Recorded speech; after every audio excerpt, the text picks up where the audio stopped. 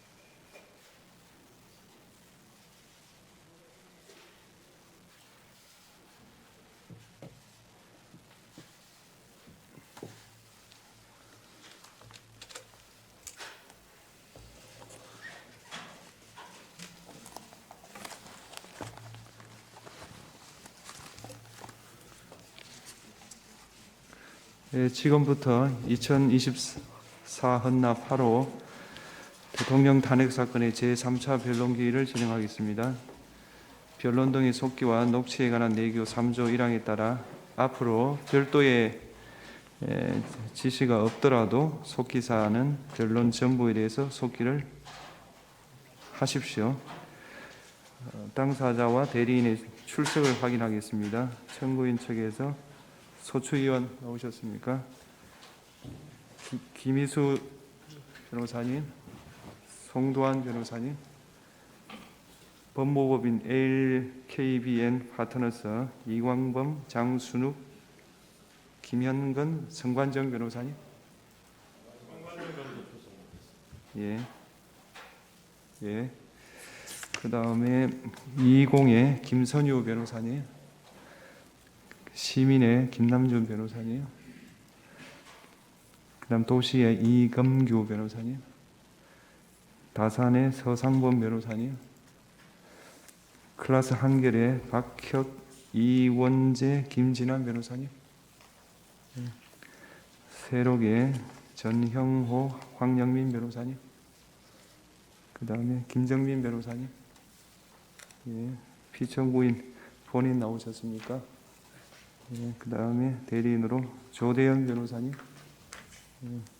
배보연 변호사님, 배진환 변호사님, 도태우 변호사님, 서성근 변호사님, 청령의 윤갑근 변호사님, 삼승의 김계리 변호사님, 에이스 최거훈 변호사님, 선정의 차기환 변호사님, 정상명 변호사님, 그 다음에 송진호 변호사님, 이동찬 변호사님, 혹시 소개 안 된 분이 있습니까? 예. 진행 순서를 말씀드리겠습니다. 지난 기일 이후 제출된 서면을 확인하고 증거 정리를 한 다음에 채택된 증거에 대한 증거 조사를 하는 순서로 진행하겠습니다.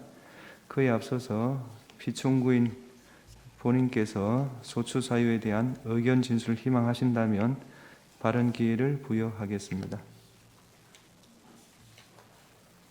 어느 정도까지 말씀드려야 될지 모르겠습니다만은 양해해 주시면 제가 일어나서 예, 할까요?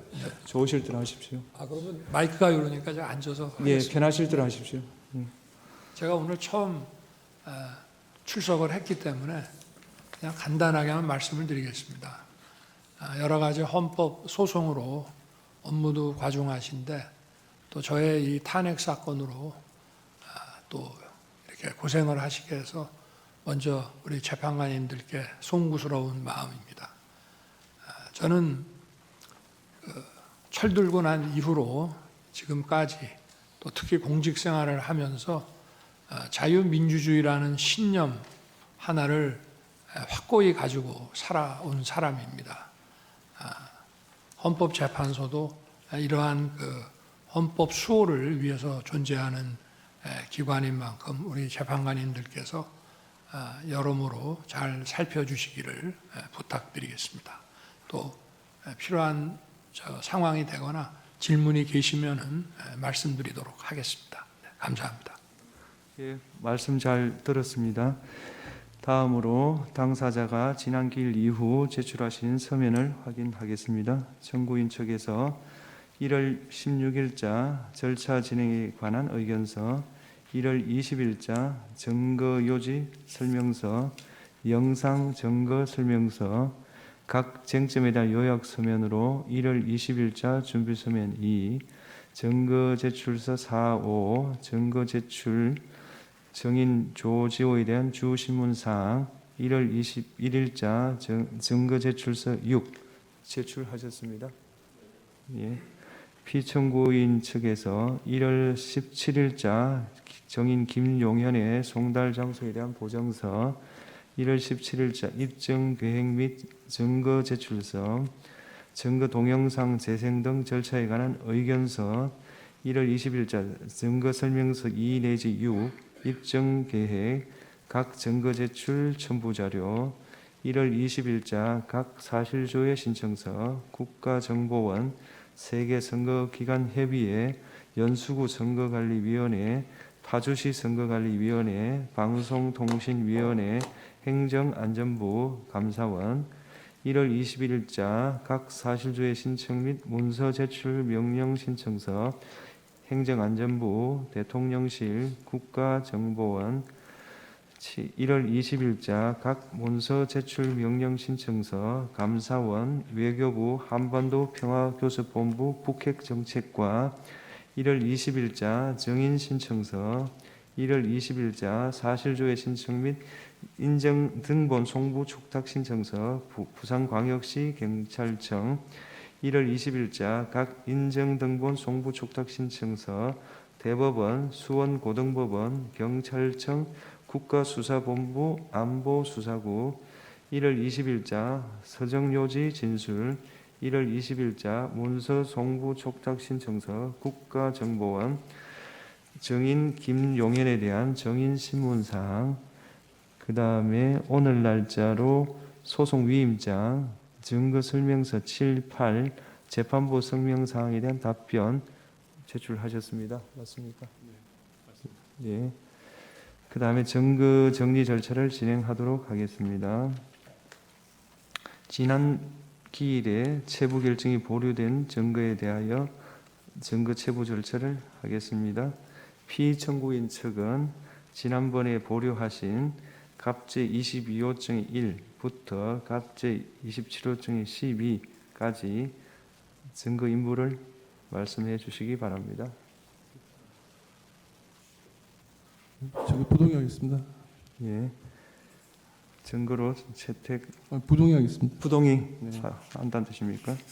부동의 하는 경우에 갑제 22호증 1 내지 갑제 27호증 12는 중앙선거관리위원회 과천청사, 선거정보센터, 관악청사, 선거연수원, CCTV 현장 영상으로 비진술 증거로서 전문법칙이 적용되지 않고 현장 상황과 개헌군 등의 동태가 그대로 녹화된 것으로 볼 수 있습니다. 따라서 증거로 채택하겠습니다. 청구인 측은 피청구인 측이 제출한 을제 1호증 1부터 8호증까지 증거 인부를 말씀해 주시기 바랍니다. 네, 저희는 동의는 하고 입증 취지만 부인하겠습니다. 예, 그리고 증거를- 언론 기사에 관해서는 아마 그 중에 언론 기사도 포함되어 있는 것으로 알고 있습니다만 그 부분은 지난번에 재판부에서 밝혀주신 그 기준에 따라 그 당시에 그런 취지의 보도가 있었던 점만 네, 인정하겠습니다. 알겠습니다. 증거로 채택하겠습니다. 그러니까 을제 1호증 2, 을제 5 내지 8호증은 기재 일시에 해당 언론 매체에서 그러한 보도가 있었다는 사실을 증명한 한도 내에서 증거로 채택하고요. 그 다음에 을제 1호증 1은 동의를 했기 때문에 증거로 채택한다. 이런 내용이 되겠습니다. 그 다음에 피청구인 측에서 지난 기일 이후에 을제 3호증의 7 내지 22, 을제 9호증 내지 85호증의 1, 91호증의 3, 결국 91호증의 3까지 제출하셨습니다. 맞습니까? 예. 혹시 인부가 뭐 되겠습니까? 저희가 어제 좀 늦게 받아가지고 조금 검토가 필요할 것 같습니다. 일괄해서 함께 서면으로 인부 제출하겠습니다. 그렇다면 인부를 내일까지 서면으로 밝혀주십시오. 네, 그 다음에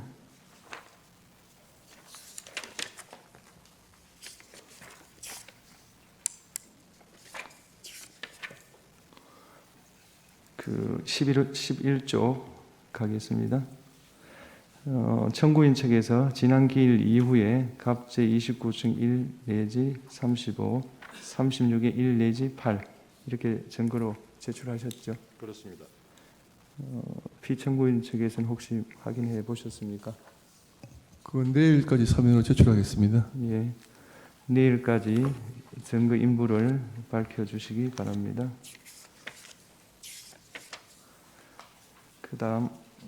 다음 13조 채택된 증거에 대한 증거 조사를 할 수 있도록 각자 그러니까 오늘 채택된 증거에 대해서요 서정 요지 진술을 준비해 주시고 영상 자료의 경우 중요 부분을 재생하여 시청할 수 있도록 꼭 시청해야 될 그 부분을 기일 전까지 특정해서 증거로 특정해서 제출해 주시기 바랍니다.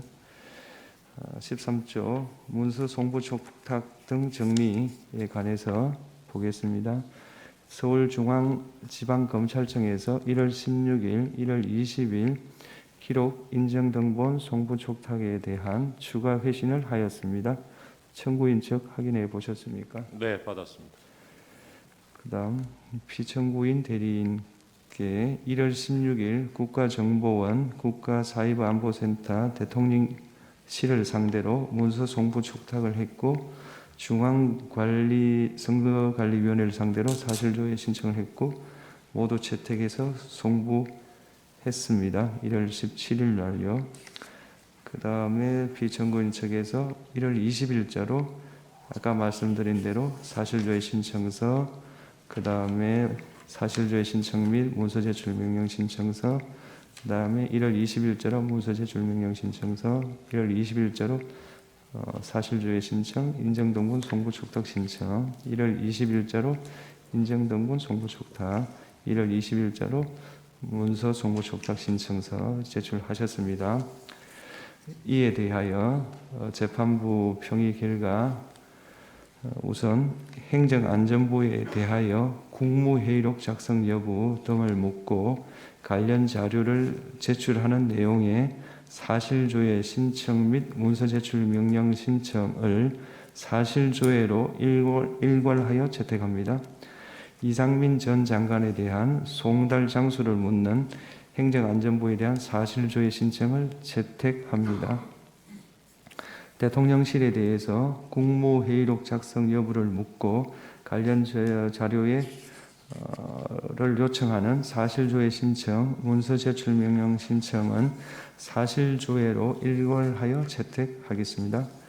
국가정보원에 대한 사실조회 신청 중 조회사항 1, 2번, 즉 국가사이버안보센터장, 선거관리위원회 사이버 보안관리 점검 실무 책임자의 각 성명, 송달 장소를 묻는 부분을 채택합니다. 그 나머지 부분은 어제 증거가 주로 많이 신청되었기 때문에 재판부 평의를 거쳐서 다음에 채택 여부를 결정하겠습니다.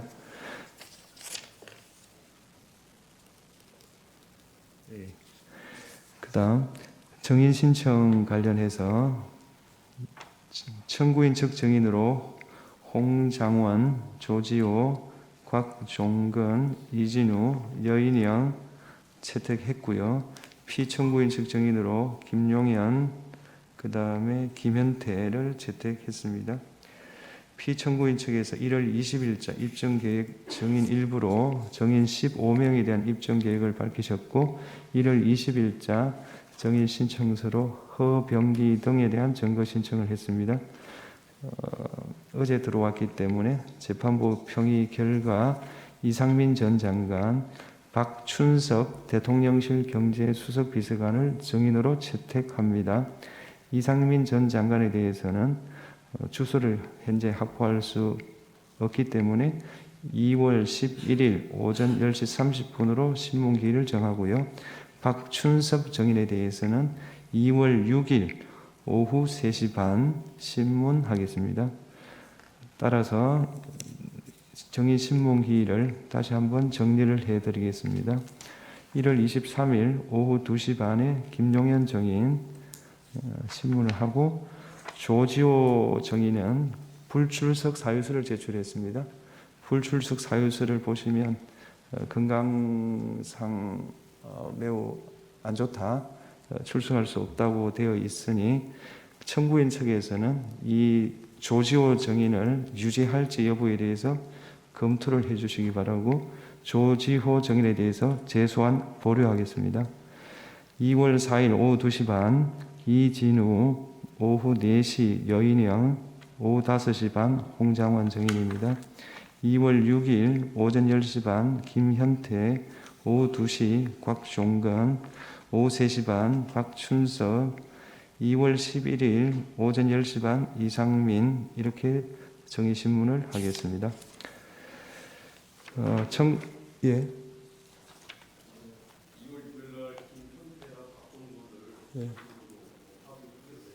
예.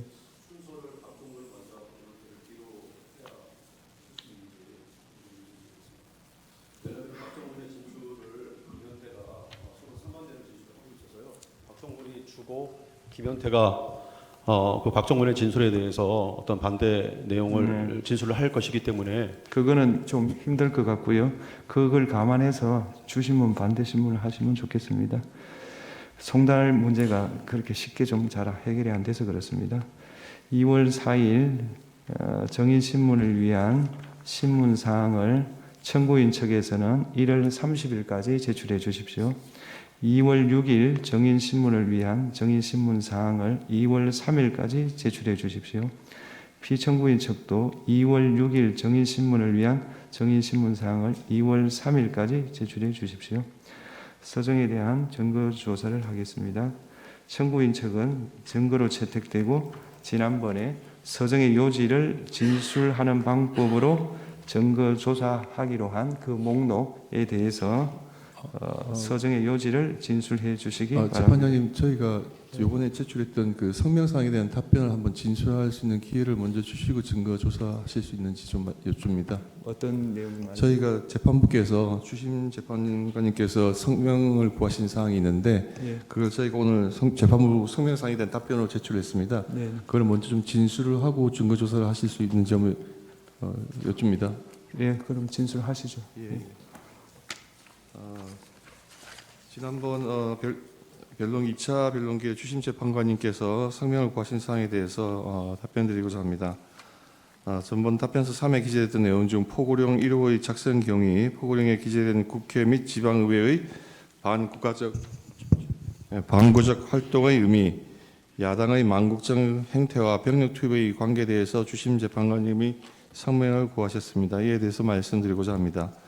포고령 제1호와 관련해서 저희가 답변서 3에 실제로 그때 2024년 12월 3일 밤 11시경에 비상계엄이 발령되었고 같은 날 23시 28분 계엄사령관의 포고령 제1호가 선포되었는데 포고령 제1호는 국방부 장관 김용현이 국회 해상권이 존재하였던 예전의 군사정권 시절 계엄 예문을 그대로 필사하여 작성한 것을 피천구인이 몇 자 수정한 것이었습니다. 그 기재 내용의 의미에 대해서 말씀드리겠습니다.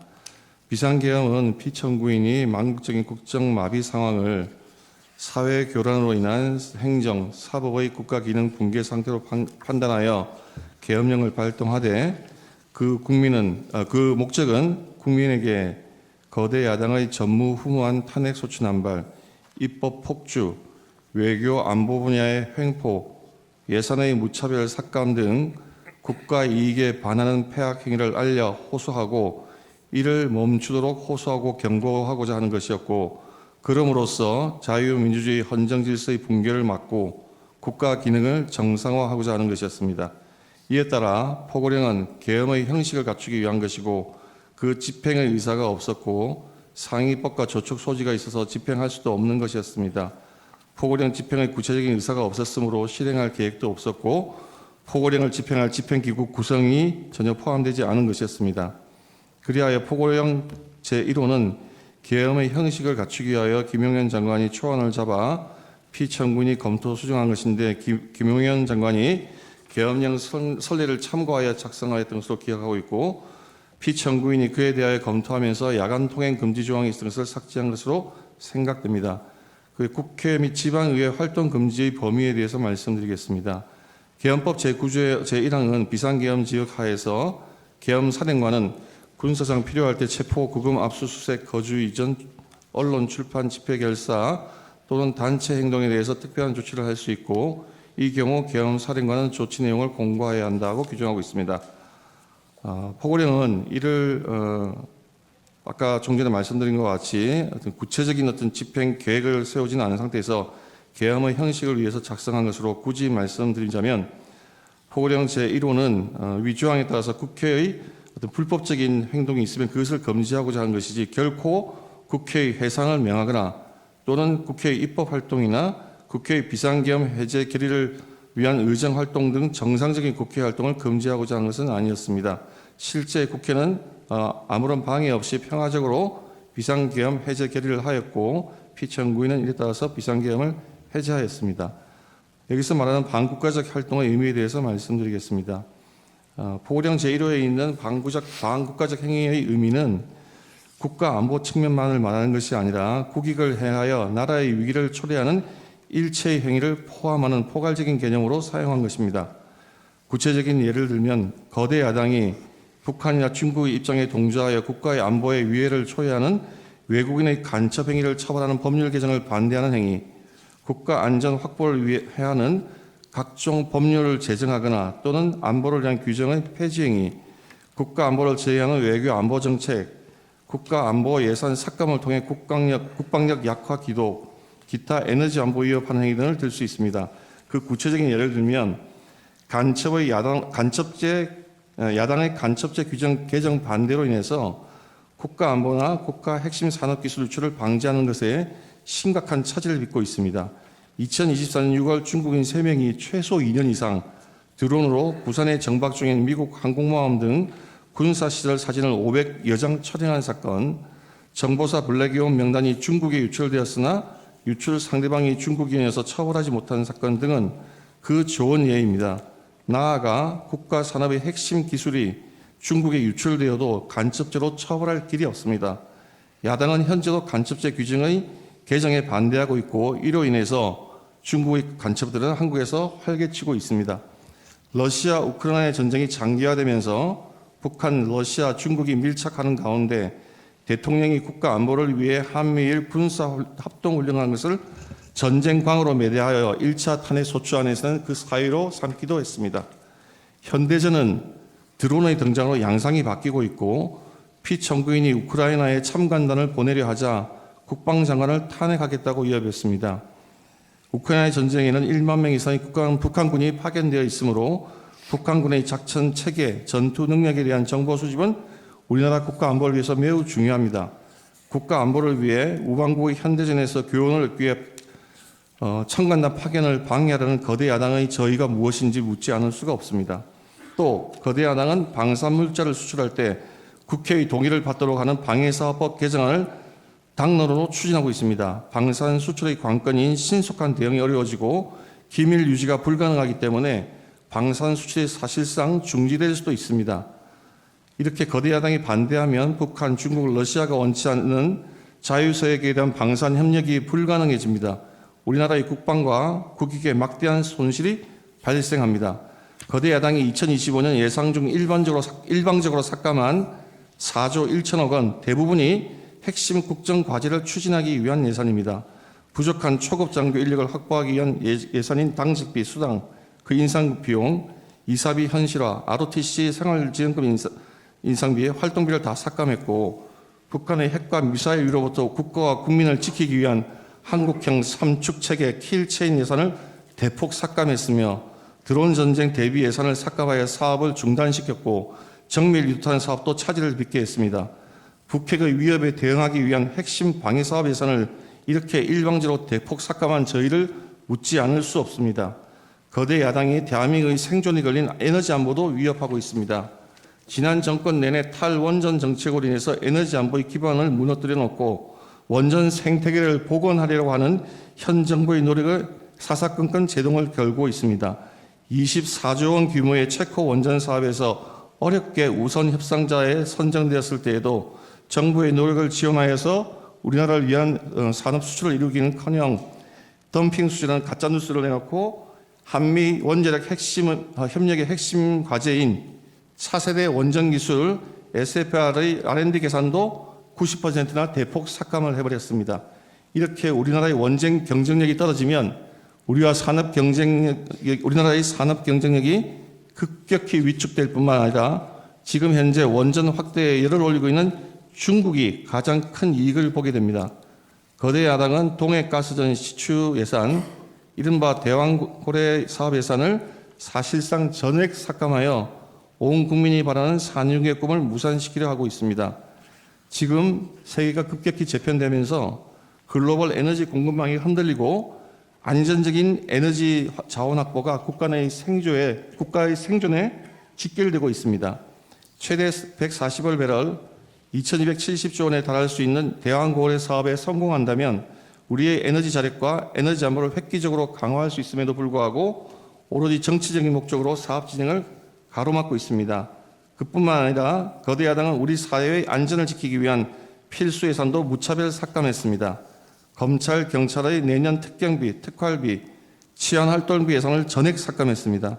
검찰 587억 원, 경찰 31억 원에 달하는 예산을 아예 영원으로 만듦으로써 수사를 제대로 하지 못하게 하고 있습니다.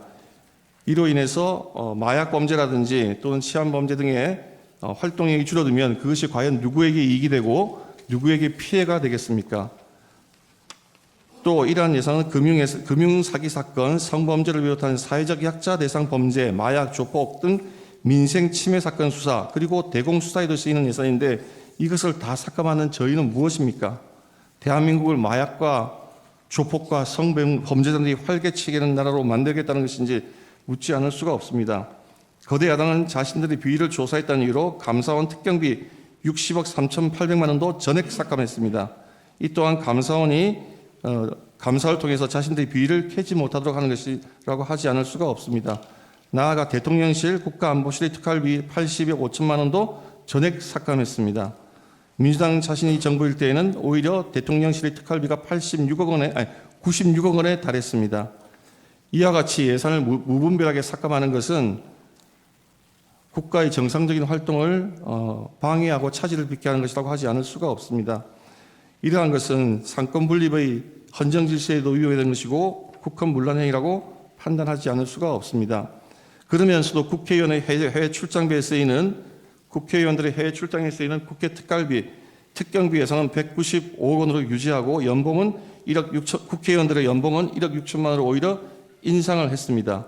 나아가 거대 예산의 예산 폭군은 민생과 서민들의 민생과 미래까지 위협하고 있습니다. 대통령은 그동안 직접 전국을 돌며 민생 토론회를 열어 현장의 의견을 수렴하고 공직자들이 밤잠을 아껴가며 피부에 와닿는 정책을 개발해 놓았습니다. 그러나 거대 야당의 무자비한 핵심 예산 삭감으로 많은 사업이 중단될 위기에 처해 있습니다. 기초과학연구, 양자 반도체 산업, 바이오 산업 등 미래 성장 동력이 될 산업의 예산을 대폭 삭감했습니다. 산업 생태계 조성을 위한 혁신 성장 펀드, 강소기업 육성 예산도 삭감했습니다. 또 긴급 상황에 대처하기 위한 예비비를 무려 2조 4천억, 절반이나 삭감을 해서 삭감했고 이 가운데 1조 원은 재해 대비 예산입니다. 매년 폭염, 폭우, 태풍 등 기상이변이 속출하는 상황에서 국민 피해가 더 커질 수밖에 없습니다. 작년에 보셨듯이 무한 공항 사고 같은 그런 재해가 생겼을 때, 그런 의도치 않은 예상치 않은 피해자가 생겼을 때 국가가 도와줄 수 있는 그러한 예비비마저 대폭 삭감한 것입니다.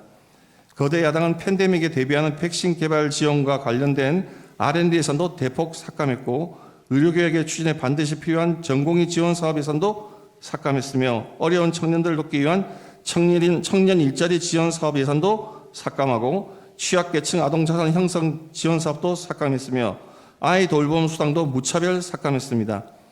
이러한 악의적인 예산 삭감은 나라를 망국의 위기로 몰아내려는 목적이 뚜렷한 것입니다. 그리고 그 피해는 고스란히 국민들에게 돌아갈 수밖에 없습니다. 이러한 거대 야당의 이러한 예산의 무차별 삭감과 폭주는 국가 이익에 반하는 것이라고 하지 않을 수가 없습니다. 그다음에 망국 지역 행위를 알리는 것과 병력 투입의 관계에 대해서 말씀드리겠습니다. 저희가 소규모이지만 병력을 국회에 투입한 이유도 거대 야당의 망국적 행태를 국회와 국민들에게 직접 알리고 계엄 선포 방송을 본 국회 관계자들과 시민들이 대거 몰릴 것에 대비해서 질서를 유지하기 위한 것이지 국회를 해산시키거나 기능을 마비시키려고 하는 의도는 아니었습니다. 국회의 만행을 국민들에게 직접 알리기 위해 외 병력을 동원하여야 하는 구성명 사항으로 추측이 됩니다.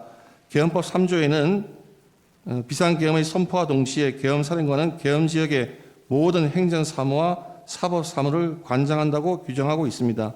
따라서 계엄이 선포되면 질서 유지 업무는 계엄사령관이 관장하게 되고 그렇기 때문에 이 사건 계엄 당시에도 많은 시민들이 몰려들 것이 예상되는 국회의 질서를 대비하기 위해 군이 보충적으로 인원을 파견하고 보다 많은 경찰이 그 외곽 경비를 하게 된 것입니다.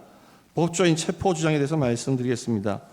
청구인은 아직 이 법조인 체포에 대한 주장이 서면으로 정확하게 제출되지 않아서 정확한 답변은 다 말씀드리기 어렵습니다만 청구인은 피청구인이 이 사건 계엄 당시 다수의 법조인을 체포하거나 체포하려 하였다고 주장하고 있습니다. 그러나 피청구인은 이 사건 계엄 선포 당시 결코 법조인을 체포 구금하라고 지시한 바가 없고 실제로 체포된 법조인도 전혀 없습니다. 한동훈 여당 대표를 체포하라든지 우원식 국회의장을 체포하라고 지시한 바가 전혀 없습니다. 나아가 더더욱이나 한동훈 여당 대표를 사살하라고 하는 그런 터무니없는 지시를 한 바도 없는데 그러한 황당한 가짜 뉴스를 가지고 탄핵 사추 사유로 주장하는 것은 그 부당성에 대해서는 더 말할 필요가 없다고 할 것입니다. 절차 진행에 대해서 말씀드리고자 합니다. 피청구인의 입장에서 가장 강조드리고 싶은 것은 이 사건 계엄 이전에 거대 야당의 횡포로 인해서 국정이 사실상 마비될 정도였다는 것입니다. 그 중에도 중요한 것이 민주당의 탄핵 소추의 남발입니다. 민주당이 탄핵 소추를 남발하여 얼마나 탄핵 소추를 남용하는지 여부가 쟁점이 될 것인데 그것을 판단하려면 당연히 먼저 소추된 장관, 감사원장, 방통위원장에 대한 탄핵 사건을 심리해 보아야 그 결론이 나야 하지 않겠습니까? 사리가 그러함에도 지금 헌법재판소에서 대통령에 대한 탄핵 사건을 무조건 서두르는 데 대해서 대리인들은 그 절차의 적법성과 공정성에 대해서 의문을 가지고자 있다는 것을 말씀드리고자 합니다. 결론적으로 피청구인들 대리인은 평소 헌법재판관인에 대해서 무한한 신뢰와 존경의 마음을 가지고 재판에 임하고 있습니다. 누가 뭐라 해도 헌법재판소는 이 나라의 헌법 그리고 민주적 기본 질서를 보위하는 최고의 보루입니다. 그와 같은 점을 감안하셔서 아무쪼록 재판연관님들 모두 명철한 지혜를 모아 공정하고 올바른 재판을 하여 주셔서 헌정 질서를 더욱더 확립하여 주시기 바랍니다. 예, 청구인 측은 증거로 채택된 지난번에 그 특정한 서정의 요지를 진술해 주시기 바랍니다. 네. 재판장님, 저희 실물 화상기를 좀 사용할 필요가 있어서 네. 자리를 좀 바꿔서 하겠다. 하십시오.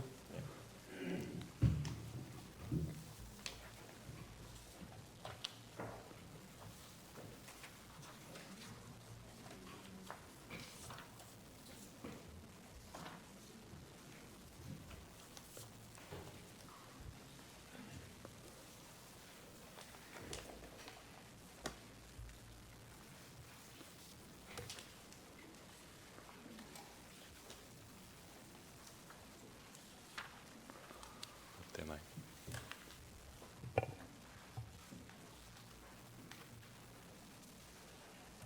네.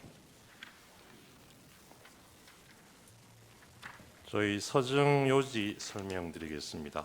저희가 어제 제출한 증거 요지 설명서 1 서면 같이 보시면서 참조해 주시면 되실 것 같습니다.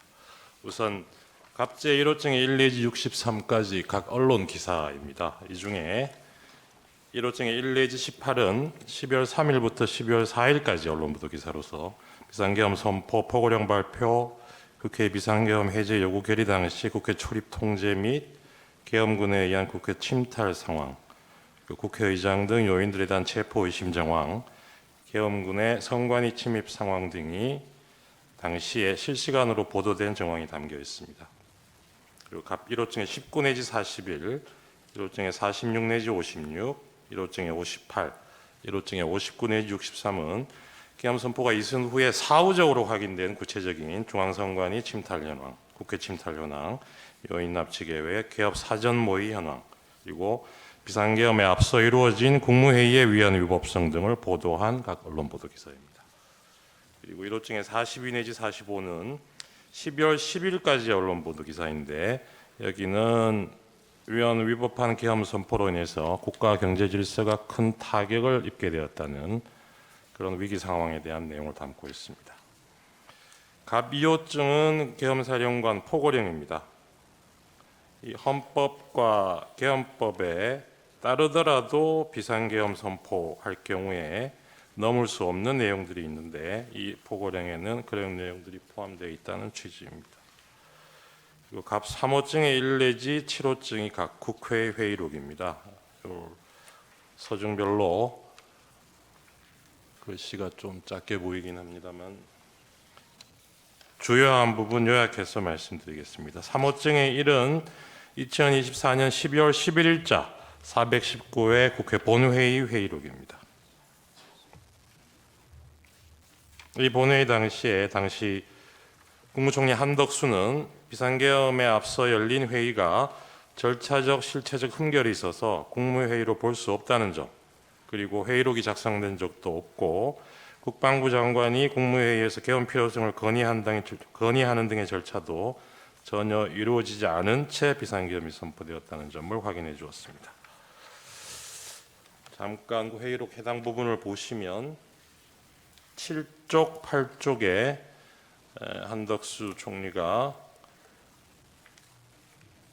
비상계엄 선포 전에 이 국무회의라고도 부를 수 없는 그 모임에서 참석자 전원이 비상계엄 선포를 반대하였다는 점, 그리고 그 외에도 여러 절차적 실체적 흠결을 가지고 있다고 생각한다, 이런 취지로 발언한 사실이 확인이 됩니다. 다음 8쪽 넘어가도 될 것 같아요. 24쪽에서는 한덕수 총리가 다른 국무위원들과 함께 피청구인을 설득해서 계엄 선포를 막을 목적으로 피청구인이 아닌 자신이 국무위원들을 소집했다는 내용이 확인이 됩니다. 그리고 43쪽에는 이 당시에 계엄 사령관에 대한 심의도 전혀 거치지 않았다는 점이 얘기하고 있습니다. 49쪽에는 결론적으로 이 비상계엄을 선포한 회의는 국무회의로 볼 수 없다고 생각한다. 이런 자신의 생각도 밝히고 있습니다. 61쪽입니다. 한덕수 총리는 국방부 장관이 국무회의 석상에서 계엄의 필요성을 정식으로 건의하지 않았고 정식 심의를 거치지도 않았으며 회의록도 작성된 바 없다고 밝히고 있습니다. 다음 갑 3호증의 2입니다. 12월 13일자 제319회 419회 국회 본회의 회의록입니다. 이날 한덕수 총리, 최상목 부총리, 선관위원장, 중앙선관위원장 노태악, 외교부 장관, 법무부 차관이 출석해서 계엄 당시 상황에 관한 발언을 했습니다. 여기서 중앙선관위원장 노태악은 계엄군의 선관위 무단 점거, 서버 탈취 시도가 위헌 위법 반응에 해당한다는 점이 명백하다고 진술을 해줬고 선관위 시스템상 부정선거가 불가능하다는 점도 확인을 해주었습니다. 그리고 외교부 장관 조태열은 비상계엄 선포 전에 피청구인으로부터 재외공간 관련 이런 단어가 포함된 3, 4줄 정도의 내용이 기재된 쪽지를 받았다는 얘기가 있고 그리고 경제부총리 최상목은 재정자금 유동성 확보를 잘 하라는 취지가 적힌 종이를 건네받았다는 점을 진술을 했습니다. 최상목 당시 부총리가 받았다는 이 쪽지는 최근에 확인된 수사기관에 제출했던 내용과는 그 내용이 상당히 다르다는 부분도 나중에 말씀드릴 기회가 있을 것 같습니다. 그리고 한덕수 총리는 국방부 장관의 계엄 선포 건의가 자신을 거쳐 이루어지지 않았다는 점을 확인해주고 있고 그리고 국무위원들 중에 문체부 장관 유인촌, 환경부 장관, 고용노동부 장관, 국가보훈부 장관 등은 국무회의 소집 요구 자체도 받은 적이 없다는 점을 확인해주고 있습니다.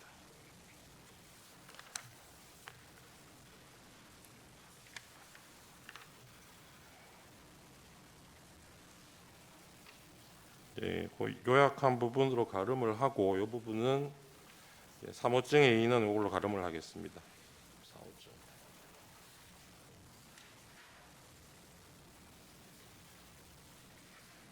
4호증의 1 내지 4는 국회 국방위원회 회의록입니다.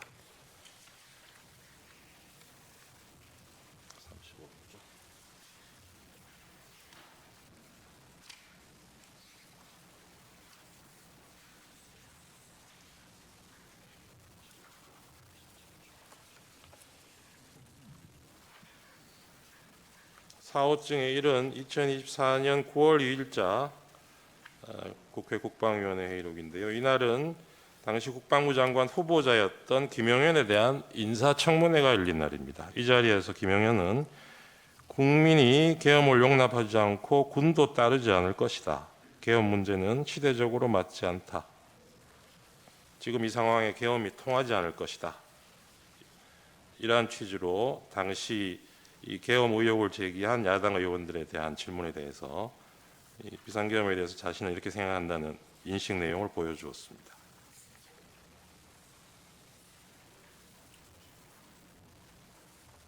네, 그 내용 간단하게 지금 실문 화상기에서 확인하실 수 있습니다. 57쪽에도 같은 취지의 내용이 있습니다. 다음 4호증의 2입니다. 2024년 12월 5일자 비상계엄 이틀 후에 열렸던 국방위원회 회의록입니다. 이 자리에 계엄 사령관, 국군참모총장 박안수, 국방부 차관, 현재 장관 직무대행을 하고 있는 김선호, 그리고 국방부 기획관리관 등이 출석을 해서 계엄 당시의 상황에 관해서 진술을 했습니다. 이 자리에서 국군참모총장 박안수는 포고령을 비상계엄 선포된 이후인 10시 30분부터 11시 사이에 처음 받고 김영현 장관으로부터 건네받았다는 점, 그리고 자신이 계엄사령관이 된 후에 특전사령관, 방척사령관, 수방사령관, 경찰청장과 여러 차례 통화한 사실을 진술하고 있습니다. 그중에 61쪽 보시면 이때 박안수가 12월 3일 오후 11시 30분경에 경찰청장 조지호에게 전화 통화로 포고령 1항에 관해서 설명을 하면서 지시한 사실을 인정하고 있습니다. 다음 갑 4호증의 3입니다. 12월 10일자 국회 국방위원회 회의입니다. 이날은 육군 특전사 707 특임단장 김현태, 그리고 수방사 1경비단장, 정보사 문상호 사령관, 특전사 곽종근 사령관, 그리고 특수전사령부 1공수여단장 이상현, 특전사 특수작전항공단장 김세운, 수방사 군사경찰단장 김창학 등이 진술해서 당시에 실제적으로 이루어졌던 이 계엄군들의 실제 내용, 활동 내용을 진술하였습니다. 그중에 주요한 부분을 보면 곽종근은 피청구인인 대통령이 12월 4일 비화폰을 이용해서 자신에게 국회에 투입 중인 707 특수임무단의 이동 상황을 물어본 사실, 그리고 날이 바뀌어서 12월 4일 00시 30분부터 40분경 사이에 자신에게 다시 전화를 해서 의결 정족수가 아직 안 채워진 것 같다. 빨리 문을 부수고 들어가서 안에 있는 인원들을 끄집어내라 라고 지시한 사실. 그리고 김영현도 그 계엄 이틀 전인 12월 1일 국회, 선관위, 민주당사, 여론조사 꽃 등 6개 시설을 확보할 것을 지시한 사실을 진술한 바 있습니다. 그리고 특전사 707 특임단장 김현태는 이 사령관인 곽종근이 이 계엄 선포 직후에 그날 밤에 20차례 이상 자신에게 전화를 해서 국회의원 150명을 넘어서는 안 된다고 말한 사실, 그리고 국회 건물 봉쇄를 지시받고 인원 포방용 케이블 타이를 지참하게 한 사실을 진술하고 있습니다. 그리고 1공수여 단장 이상현은 곽종근으로부터 상부로부터 문을 부수고 들어가서 국회의원들을 끄집어내라, 안 되면 전기라도 끊어라 라는 지시를 받았다면서 그 지시를 자신에게 하다라는 내용을 확인해주고 있습니다. 그리고 국군 방첩사령부 수사단장 김대우는 그 사령관 여인영이 자신에게 지하 1층 벙커, 여기 지하 1층은 아마 수방사를 얘기하는 것 같습니다. 지하 1층 벙커 안에 구금 가능한 시설이 있는지 확인할 것을 지시한 사실. 그래서 여인영이 그 당시에 김영현 장관의 지시라고 밝히면서 장관이 불러준 정치인 등 14명의 명단을 자신에게 불러주고 정치인을 수방사로 이송할 것을 명한 사실을 확인해주고 있습니다. 그리고 방첩사 군사기밀수사단 실장 노영훈 역시 여인영이 자신에게 이 비원 벙커가 구금시설로 적당한지를 검토하라고 지시하였다는 사실을 확인해주고 있습니다.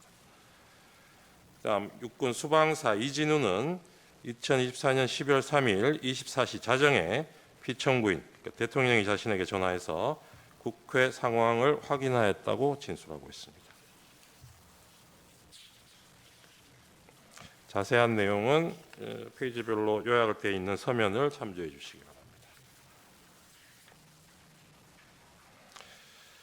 11쪽에 저희 준비한 서면 11쪽에 122쪽 잠깐 보시면 육군 특전사 특수작전 항공단장 김세우는 비행 제한 구역에 대한 헬기 승인을 당시 수방사 합동 방공 작전 통제소로부터 받는다는 점을 확인해 주면서 이 수방사가 보류를 하는 바람에 비행이 늦어서 결과적으로 헬기가 국회에 지연 도착했다는 사실을 확인해 주고 있습니다.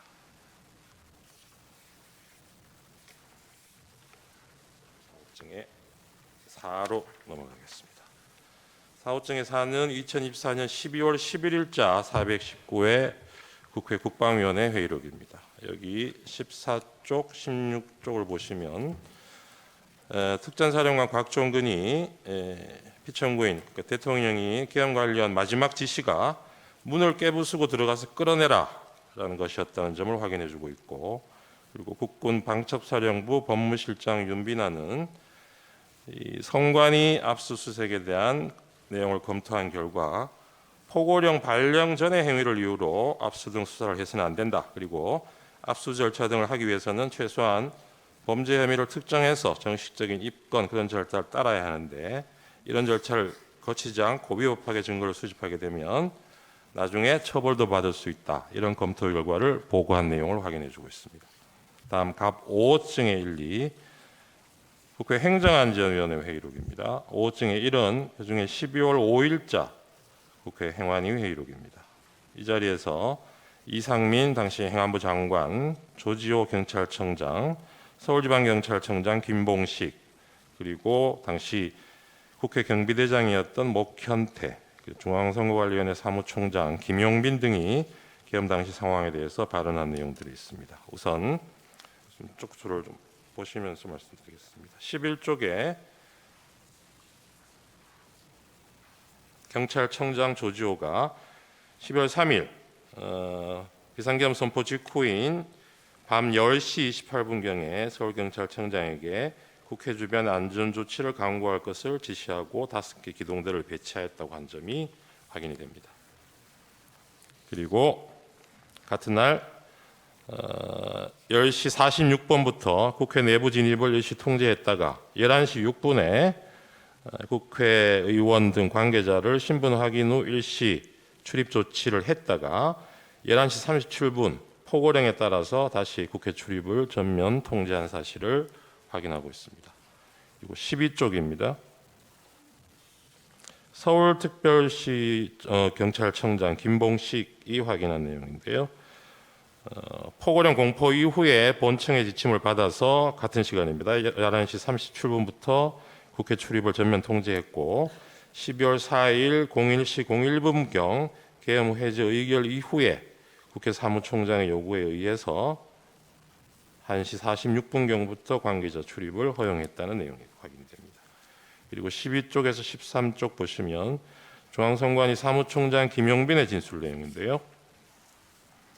계엄 선포 직후에 계엄군 10명이 계엄 선포 직후인 10시 30분, 밤 10시 30분에 청사 내에 투입이 됐고 같은 시각 경찰 10여 명이 청사 정문 출입 통제를 실시하였다고 확인을 해주고 있습니다. 그리고 경찰 90여 명이 11시 50분경에 추가로 투입돼서 청사 밖에 대기하고 있었고 계엄군 100여 명이 12월 4일 00시 30분 추가로 청사 내에 투입돼서 청사를 점거하는 상황이었다고 확인해주고 있습니다. 그리고 이때 최초 투입된 계엄군 10여 명이 선관위 야간 당직자 등 5명의 핸드폰을 압수하고 행동 감시 및 청사 투입 통제를 실시했다고 확인하고 추가 투입된 100여 명은 1층 로비 등에서 경계 작전을 실시하면서 총 3시간 20여 분간 점거되었다는 사실을 확인해주고 있습니다. 그리고 54쪽에 경찰총장 조지호의 진술 내용입니다. 계엄사령부로부터 주요 포스트인 선거관리위원회에 대한 적절한 조치가 있을 것이라는 요청을 받고 자신의 경력 배치를 지시를 했다는 내용을 확인해주고 있습니다. 그리고 54쪽에 국회 경비대장 64쪽입니다. 목현태의 진술이 있습니다. 이때 서울특별시 경찰청 무전망으로 지시를 받아서 12월 3일 11시 37분경부터 국회의원 출입을 포함한 국회 출입을 전면 통제하였다는 사실을 확인해주고 있습니다. 그리고 그 전에 10시 49분부터 국회 외부에서 내부로 들어가는 인원을 원천 차단하는 지시가 내려와서 실제적으로 국회의원 출입도 포함해서 전면 통제가 이루어졌다가 11시 7분경 일시 해제됐다가 11시 37분에 다시 또 전면 통제로 그렇게 바뀐 사정을 구체적으로 진술하고 있습니다. 97쪽에 보면 중앙선관위 사무총장 김용빈 진술이 다시 나오는데 이 중앙선관위 CCTV를 확인한 결과 시간대별로 계엄군과 경찰이 선관위 청사나 주변에 배치돼서 어떤 경계 활동을 하고 침입 행위를 했는지 시간대별로 자세한 내용을 진술하고 있습니다. 그리고 94쪽에 보시면 경찰청장 조지호가 당일 밤 11시 20분에서 30분 사이에 계엄사령관과 통화를 했고 그때 계엄사령관이 국회 통제를 요청했다고 한 사실을 인정하고 있습니다. 그 당시에 선거관리위원회에 대해서도 계엄사령관으로부터 통제 요청이 있었다는 사실을 확인해주고 있습니다. 141쪽, 149쪽 보시면 선관위 사무총장 김영분이 계엄군이 직원들과 핸드폰 압수한 내용 다시 한번 확인해주고 있습니다. 다음 갑 5호증의 2, 2024년 12월 13일자 국회 행정안전위원회 회의록입니다. 이날 서울특별시 경찰청의 차장, 지금 현재 청장을 직무대행하고 있는 최현석 차장, 그리고 경기 남부경찰청장 김준영, 서울특별시 경찰청 경비부장, 그리고 경비안전계장 등이 당시의 상황에 대해서 진술한 내용이 담겨 있습니다. 이 자리에서 주진우, 최창복 등은 비상계엄 당시의 국회 통제 상황을 구체적으로 얘기하고 있고, 경기 남부경찰청장 김준영은 경찰의 선관위 투입 사실을 확인해주고 있는데, 그 주요 내용을 잠깐 보시면 8쪽에서 서울특별시 경찰청장 경비부장 주진우는 12월 3일 저녁 7시에서 9시경 비상계엄 당시 청장이었던 서울시 청장이었던 김봉식으로부터 호출을 받아서 미리 투입할 수 있는 이 경찰 부대들이 어떤 부대들이 있는지 그 정도를 확인하고 자신이 추가로 한 개 부대 정도 더 이동할 수 있다는 내용으로 답변한 사실을 확인해주고 있습니다. 그리고 12쪽에 보시면 경비안전계장 최창복도 서울특별시 경찰청장 김봉식으로부터 이 국회에서 계엄군이 와 있으면 국회 안으로 들여보낼 것을 지시받았다는 내용을 확인해주고 있습니다. 18쪽 보시면 경기도 남부경찰청장 김준영이 계엄 당시에 조지호로부터 12월 3일 10시 41분경에 선관위 그리고 선관위 연수원에 경찰력을 배치해서 안에 있는 사람이 밖으로 나오는 것은 놔두고 진입을 통제하라는 지시를 받았다고 확인해주고 있습니다. 그리고 33쪽을 보시면 이 당시의 경찰처 차장, 현재 직무대행하는 이호영이 국회 외부 통제를 위해서 경찰이 동원되었고 경찰이 계엄군 700명의 국회 내로 진입하는 것을 도왔다는 사실을 확인해주고 있습니다.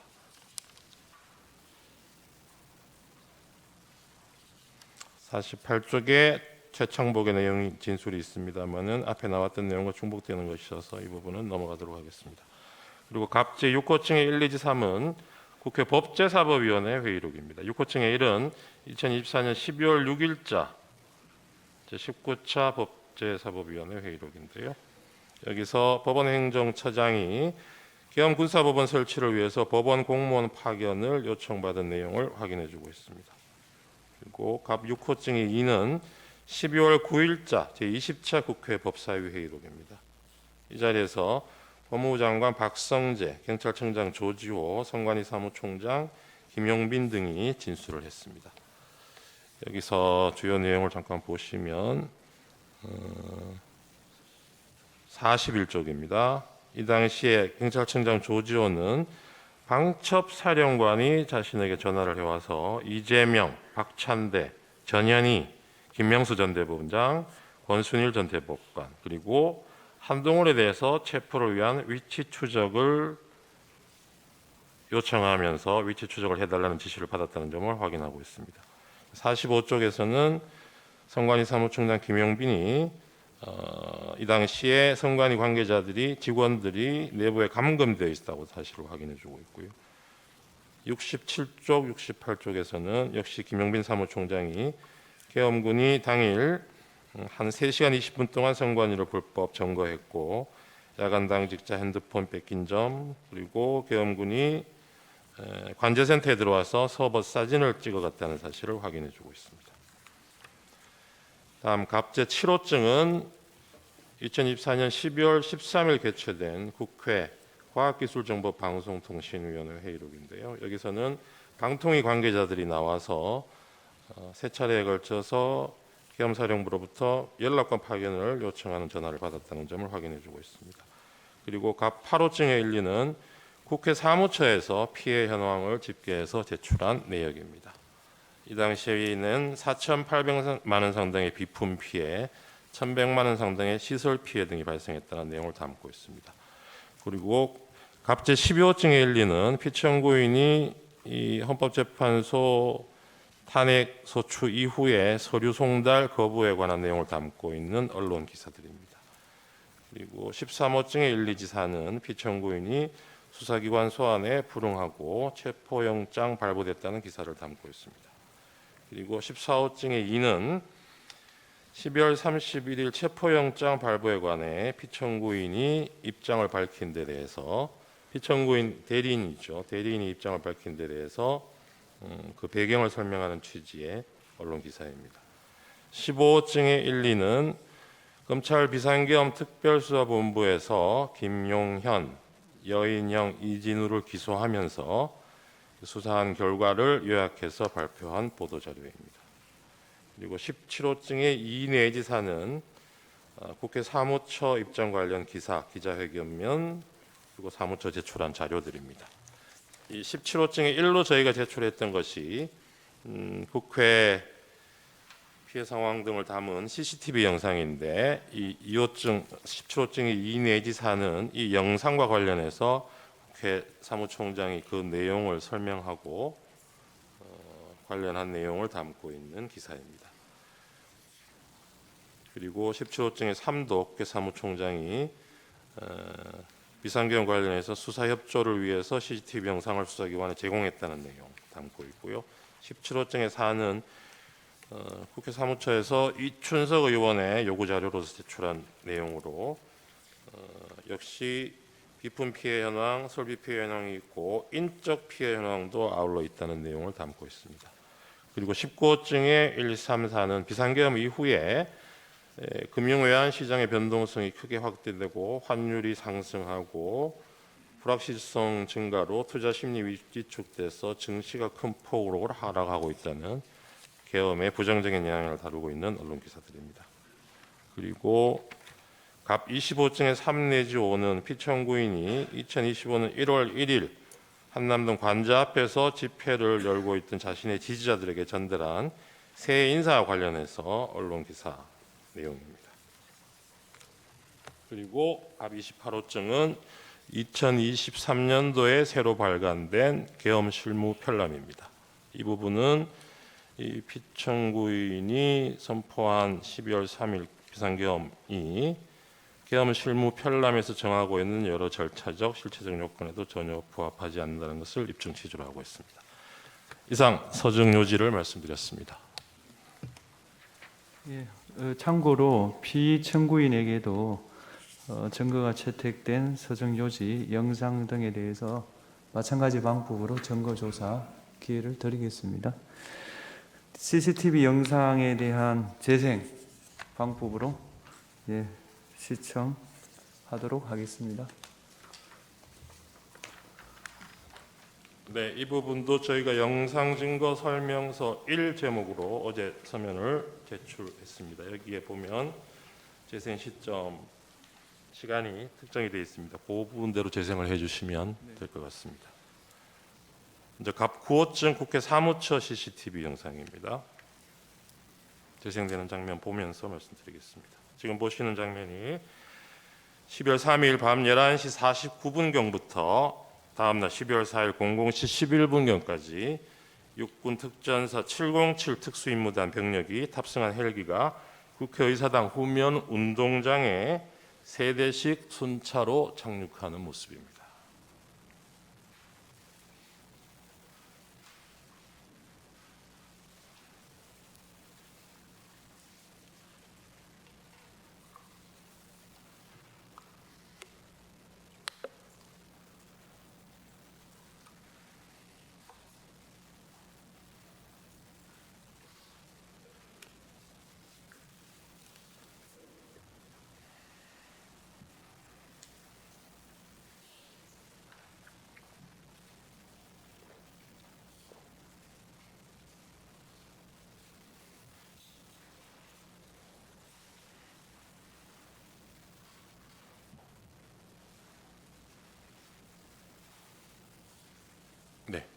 다음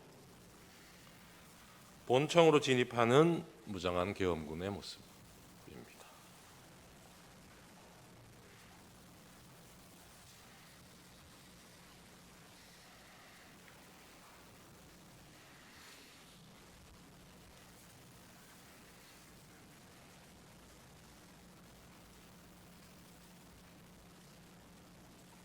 다음 12월 4일 00시 34분경에 707 특수임무단장 김현태를 포함해서 약 15명의 병력이 국회의사당 우측면으로 이동해서 미리 준비한 망치로 유리창 2개를 깨뜨리고 국회의사당 내부로 침투하는 모습입니다.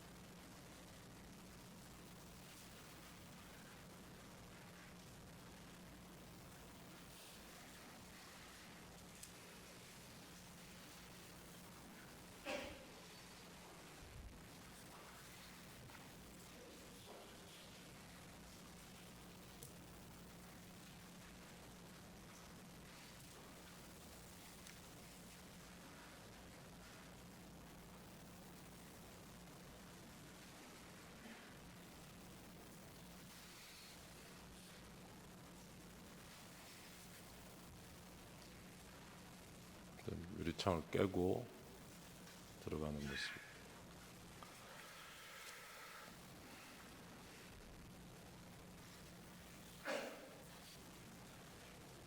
예. 네 번째 영상은 본회의장 방향으로 뛰어들어가는 계엄군 모습입니다.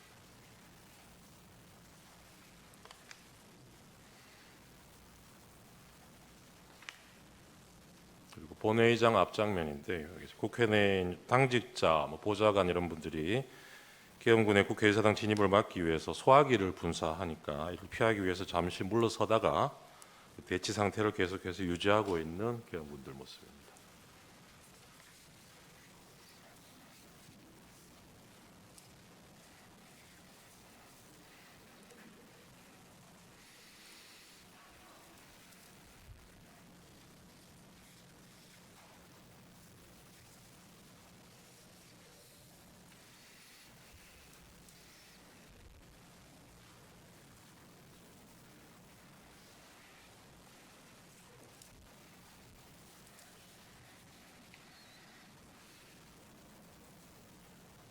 네, 다음 16호층이 1입니다. 한남동 국회의장 공간에 계엄군이 출동한 장면인데요. 12월 4일 01시 42분경부터 04시 45분경까지 사이에 전체는 그렇습니다만 그 중에 요구 의결안이 통과된 이후인 12월 4일 01시 42분경에 한남동에 있는 국회의장 공간에 계엄군이 출동한 모습입니다. 이 부분 입정 취지는 해제 요구가 의결된 이후에도 이 군병력이 국회의장 공간에 배치됐다는 점에서 추가적인 계엄을 시도하거나 이에 대해서 국회 비상계엄 해제 의결을 막으려 한 것이 아닌지 의심되는 그런 영상입니다. 다음 갑 22호증의 1 중앙선관위 과천청사 내부 1층 로비 CCTV 영상입니다. 지금 보시는 거는 12월 4일 01시 17분 10초부터 18분 20초 사이까지 영상입니다. 중앙선관위 과천청사 내부 1층 로비에 계엄군이 수십 명 모여드는 모습입니다.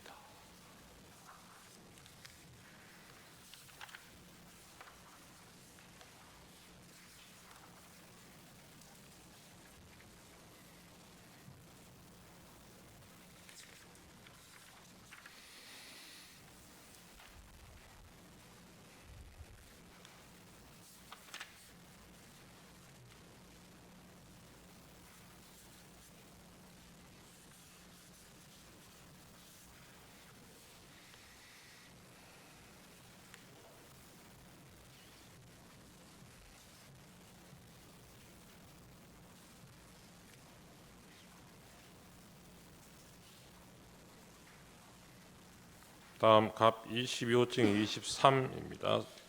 선관위 과천청사 내부 2호기 엘리베이터 CCTV 영상인데 여기 보시면 계엄군들이 권총을 소지하고 있는 장면이 확인이 됩니다.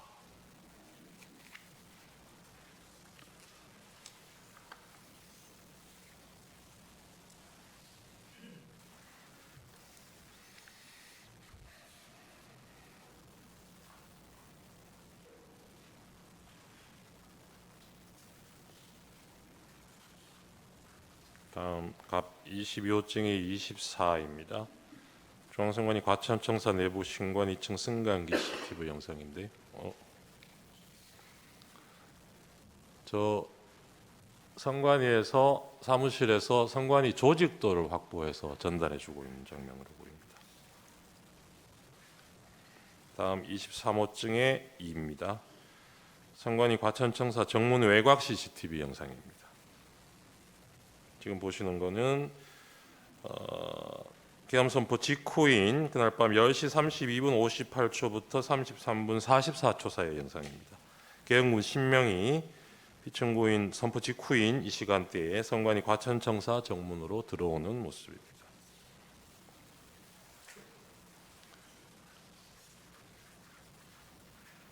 미리 준비되지 않았더라면 계엄 선포 직후에 4, 5분 후에 저렇게 바로 계엄군들이 선관위 청사로 진입할 수는 없었다는 취지입니다.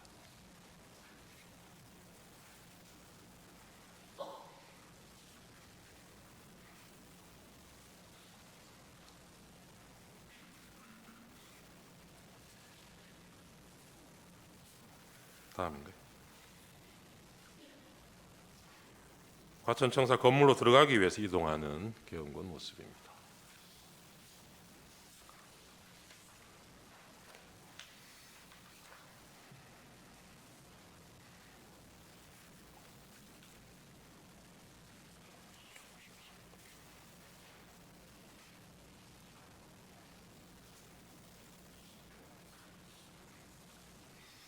네, 23호증의 18 과천청사 정문 우측 영상입니다.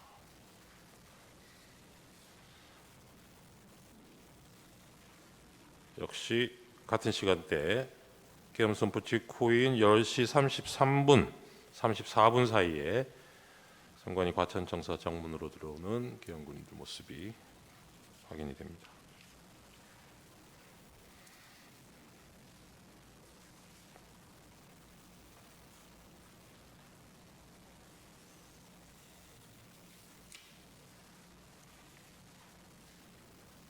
정문으로 들어와서 청사 경내 청사 안으로 들어오는 모습입니다.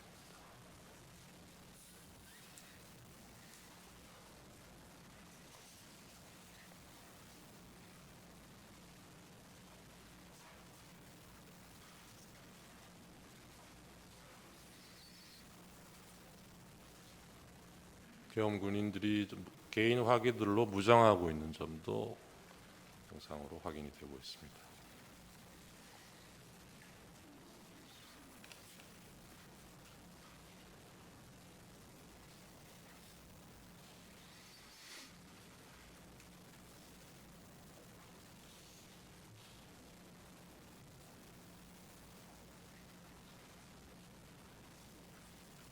이 부분은 앞에 보셨던 영상이랑 같은 내용을 아마 각도만 다르게 잡은 있는 것 같아서 조금 생략하셔도 될 것 같고 24호증에 1로 넘어가 주셔도 좋을 것 같습니다.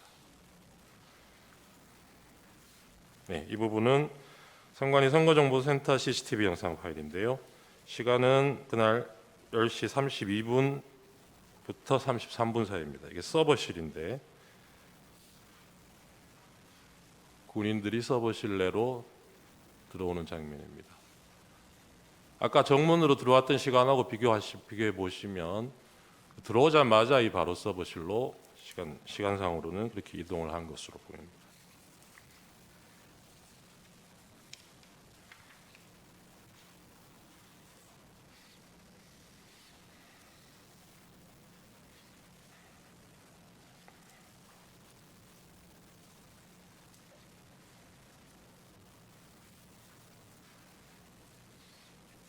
핸드폰을 가져가는 장면이 보입니다.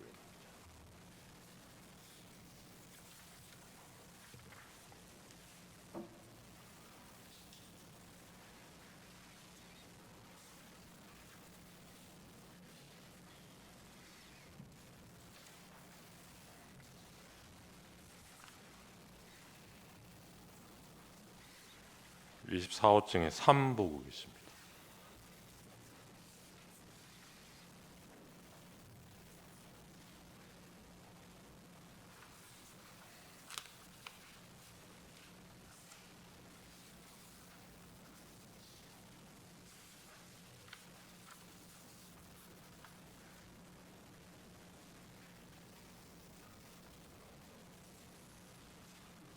직원 핸드폰을 넘겨받는 장면입니다.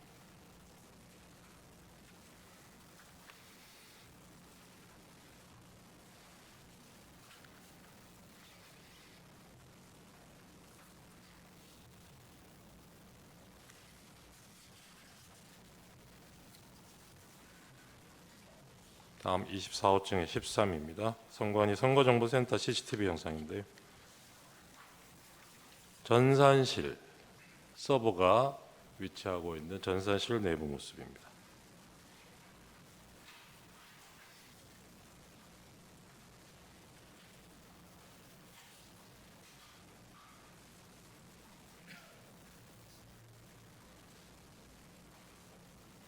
방첩사 군인들로 보이는데요. 서버 사진을 찍고 있는 장면입니다.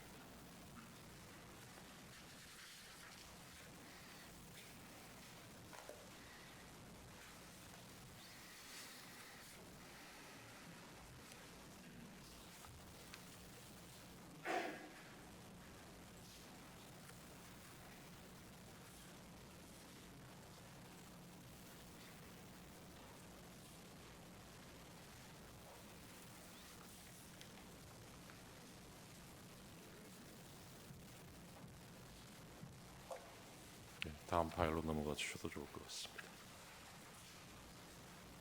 갑 25호증에 사는 선관위 관악청사입니다. 여기 12월 4일 00시 29분부터 30분 사이의 영상인데요. 여기에서도 무장한 계엄군 수십 명이 관악청사로 진입하는 모습을 확인하실 수 있습니다.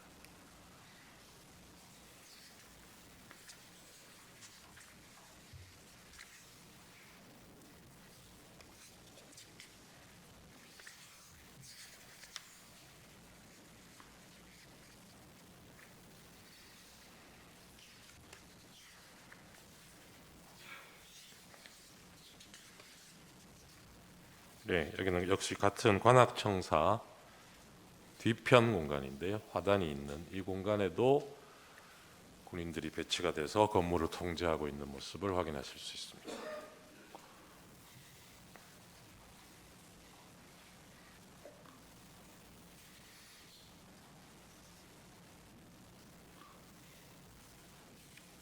네, 다음 갑 26호증의 2입니다. 여기는 선관위 수원에 있는 선거연수원 건물입니다. 본관동 1층 현관 앞에 설치된 CCTV 영상인데요. 12월 3일 밤 11시 31분부터 32분 사이 영상입니다. 선거연수원에 경찰들이 집결해서 지휘관 지시를 받아서 이동하는 모습입니다.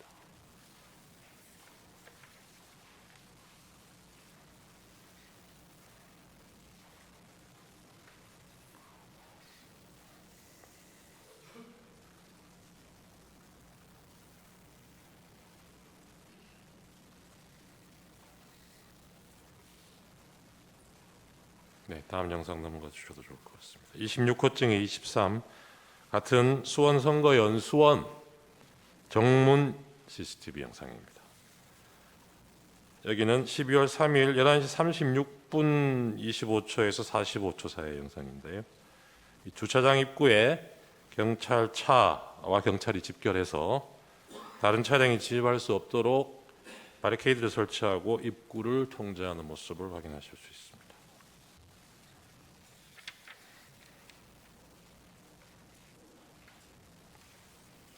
다음 영상입니다.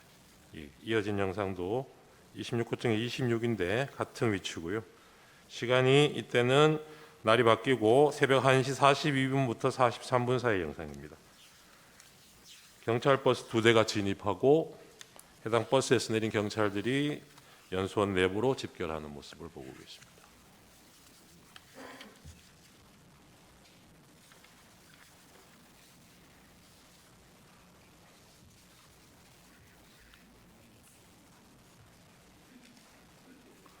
다음 넘어가셔도 좋을 것 같습니다. 26호증의 37입니다. 선거연수원 CCTV 정문 영상인데요. 날이 밝아오는 11월 4일 07시 12분 13분 사이 영상입니다. 경찰 버스 한 대가 선관위 선거연수원을 빠져나가고 있는데 그 이후에도 경찰차 한 대가 정문에서 대기 중인 모습을 보실 수 있습니다. 이상 영상 증거 설명을 마치겠습니다. 그 청구인 측에요. 한 가지 확인하겠습니다. 네. 아까 을호증, 을1호증부터 을8호증까지 증거 동의한다 하셨죠? 네, 그렇습니다. 입증 취지만 보이는. 그렇다면 제가 네. 증거 채택 범위를 잘못 말한 것 같습니다. 아까 채택된 것에 더해서 을1호증의 3, 을2, 을3호증 1 내지 6, 을4도 추가로 채택합니다. 더 쉽게 말해서 을제1호증 1부터 을8호증까지 다 채택한다. 그런 뜻이 되겠습니다. 이 채택된 서정과 영상에 대해서 피청구인 측에서 서정 요지와 영상 재생하십시오. 우선 반대신문 기회가 부여되지 않은 진술에 대해서 피청구인 측이 청구인 측이 소개 진술을 한 것에 대해서 이후 우리 심판 과정에서 상세하게 반박이 이루어질 예정이겠습니다만은 우선 짧게 말씀드리면은 청구인 측은 대통령의 헌법상 권한으로 헌법에 기재된 비상계엄에 대해서 내란 몰이로 수사를 하면서 며칠 뒤인 7일, 8일에 전격적으로 구속이 이루어지고 모두가 이런 상황에서 무서워하면서 책임 전가를 하고 있는 상황 속에서 진술이 이루어진 것들을 지금 보이고 있다고 하겠습니다. 이런 뒤집힌 상황은 문제된 계엄이 과거의 통념과 같은 그런 정식의 계엄이 아니라는 것을 오히려 보여준다고 하겠습니다. 기타 영상에서 분절적인 부분이라든지 문제점에 대해서는 차후 상세히 말씀드리도록 하겠습니다. 오늘 피청구인 측의 PPT를 사용하여 서중 중 일부에 대한 요지를 진술하도록 하겠습니다. 을 제1호증의 1은 2024년 10월 국정원이 발표한 선관위 투개표 시스템 보안점검 결과에 관한 것입니다. 2023년입니다. 죄송합니다. 보안점검 결과 해킹을 통해 유권자 등록과 투표 여부를 관리하는 통합 선거인 명부 시스템의 내용을 변경할 수 있었고 투표관리관 도장의 이미지를 절취하여 실제 사전투표 용지와 동일한 투표지를 얼마든지 만들어낼 수 있었습니다. 을 제4호증은 법원이 연수을 선거무효소송 변호사들에게 준 통합선거인 명부 사본입니다. 이 사본에는 선거인의 성명과 주소가 삭제되어 명부상의 투표자가 실제로 투표했는지 여부를 전혀 확인 검증할 수 없도록 되어 있습니다. 하지만 대법원은 판결문에서 원고가 선거인 명부를 열람했으니 실제 투표 여부를 확인할 수 있었을 텐데 아무런 주장과 증명도 없다고 했습니다. 도장 파일을 절취하여 위조 투표지를 쉽게 만들 수 있다는 점 앞서 말씀드렸습니다. 을 제3호증의 4 및 19는 제21대 총선 재검표 현장 등에서 촬영된 투표지들의 사진입니다. 총 6곳에서 실시된 재검표 현장 등에서 신권다발처럼 빳빳한 투표지 묶음들이 수없이 나타났습니다. 정상적으로 기표한 후 접어서 투표함에 넣어 뒤섞인 투표지들이라고 전혀 볼 수 없이 인쇄소에서 재단되어 바로 옮겨진 것 같은 모양이었습니다. 을제 3호증에 사는 선관위가 홈페이지에 게시했던 영상물을 캡처한 사진입니다. 선관위는 개표장이나 재검표장에 신권 다발처럼 빳빳한 투표지가 나온 이유로 원상태로 회복하는 기능을 가진 특수 재질 종이를 사용했기 때문이라는 영상을 올렸다가 내렸는데, 투표용지를 감정한 전문가는 그런 종이는 세상에 없습니다라고 증언한 바 있습니다. 그런데도 선관위는 다시 원상 복원 기능이 있는 종이라는 영상을 새로 올렸다가 비상계엄 이후 삭제하였습니다. 을제 3호증의 2는 인천 연수구 송도 2동 제6투표소에서 나온 투표관리관인이 뭉개진 당일 투표지들입니다. 위 투표소에서 나온 1974표의 당일 투표지 중 1000장이 넘는 투표지가 이런 상태였고, 그중 294표는 한 글자도 식별이 안 되어 무효표로 처리되었습니다. 선관위는 관인을 찍는 만년 도장을 적색 스탬프에 다시 찍어서 이렇게 됐다고 주장했으나, 증인으로 나온 투표관리관은 해당 관인을 찍거나 이런 투표지에 대해 보거나 들은 적도 없으며, 관인을 실제로 찍었던 2명의 투표 사무원 중 한 사람 역시 전혀 모르는 일이라 했다고 증언했습니다. 하지만 대법원은 진술서 한 장 반박 증거로 제출하지 않은 선관위의 해명을 그대로 인용했습니다. 을제 3호증의 10일은 제21대 총선 영등포을 선거무효 소송의 원고 박용찬이 2020년 5월 투표지 보관 당시 찍었던 투표지 보관실 문고리 봉인 상태와 2021년 8월 재검표를 위한 검증 기일에 다시 찍은 문고리 사진을 비교한 것입니다. 봉인 테이프가 마무리된 각도, 판사의 도장 위치, 뒤쪽 봉인 테이프의 모습 등이 너무나 달라서 한눈에도 누군가 봉인을 뜯고 새로 붙였다는 것을 알 수 있었습니다. 원고 박용찬을 대리한 단체가 고발했지만 수사기관의 최종 결정은 범행을 저지른 성명불상자를 찾을 때까지 수사를 중지한다는 것이었습니다. 이상 서증요지 진술의 핵심은 국내외 주권 침탈 세력에 의한 거대한 선거 부정 의혹이 있었으나 선관위와 법원, 수사기관을 통해 제도적으로 해결되지 못하여 국가 비상 상황이 초래되었다는 것입니다. 이상으로 서증요지 진술을 마치겠습니다. 예, 이상의 증거 조사 결과에 대해서 쌍방의 의견이 있습니까? 우선 청구인 의견이 있습니까? 특별히 없습니다. 피청구인 의견이 있습니까? 예, 여러 가지 드릴 말씀이 있는데 잠시 휴정 후에 저희들 상세하게 말씀드릴 기회를 주시면 감사하겠습니다. 그리고 저희가 을제 83호증 동영상 부분이 있는데 재생할 수 있도록 허락해 주시면. 그거는 지금 증거가 채택이 안 되지 않았습니까? 그런데 지금 이제 동영상이 저쪽에서 그 재생이 됐기 때문에 공평하게 의미에서 아니 예. 그거는 공평한 거하고 다르죠. 증거 채택되어야 증거 조사를 할 수 있는 거는 법률에 속하는 거라서 그건 공평의 영역에 속하지 않습니다.